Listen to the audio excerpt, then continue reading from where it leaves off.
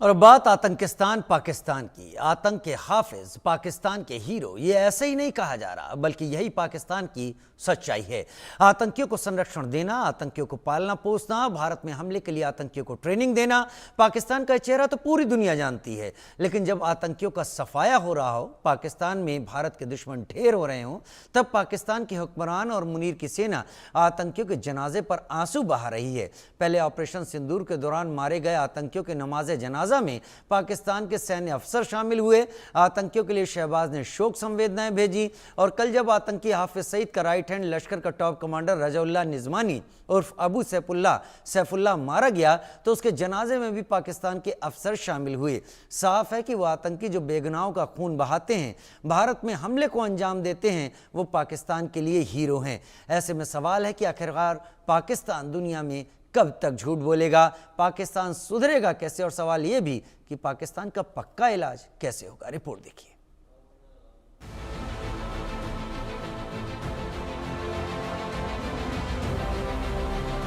पाकिस्तान में आतंक का एक और आका ढेर हो गया।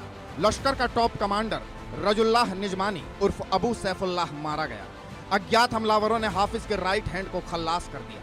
सैफुल्लाह को पाकिस्तान के सिंध में मतली फलकारा चौक के पास गोली मारकर हमलावरों ने उसे जहन्नुम भेज दिया। ये वही सैफुल्लाह था जो 2006 में नागपुर के आरएसएस मुख्यालय पर हुए हमले में शामिल था। इसके अलावा 2008 में उत्तर प्रदेश के रामपुर में सीआरपीएफ कैंप पर हुए आतंकी हमले की साजिश रची थी। 2005 में आईआईएससी बेंगलुरु पर हमले की साजिश का मास्टरमाइंड था। सैफुल्लाह आतंकियों को घुसपैठ कराने में मदद करता था। नेपाल में लश्कर के मॉड्यूल पर काम कर रहा था। लेकिन इसके खात्मे के बाद एक बार फिर पाकिस्तान का नापाक चेहरा उजागर हो गया।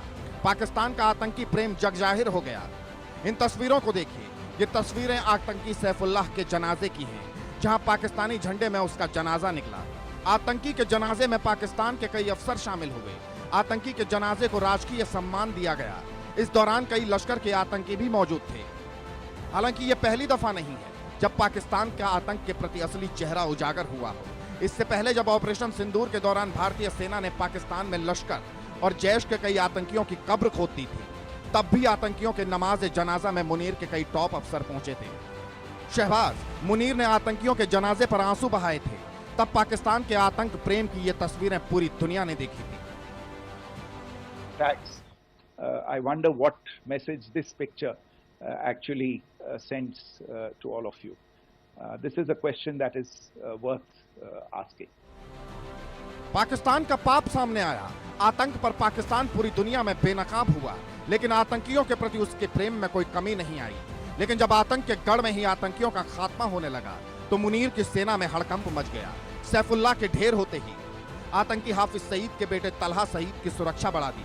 पाकिस्तान की खुफिया एजेंसी आईएसआई और पाक सेना ने आतंकियों को ज्यादा मूवमेंट नहीं करने की सलाह दी। साथ ही भारत के सभी मोस्ट वांटेड को अंडरग्राउंड कर लिया।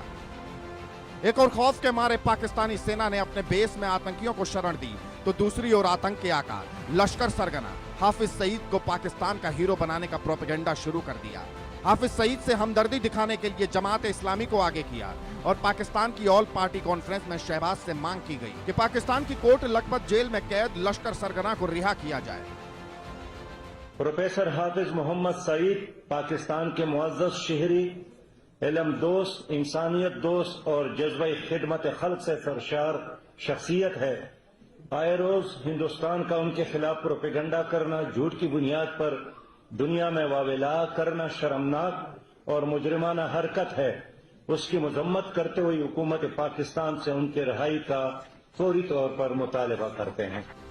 साफ है, जिसने सैकड़ों निर्दोषों को मारा, जो भारत के खिलाफ आतंकी साजिश रचता है, वो मुनीर और शहबाज का हीरो है।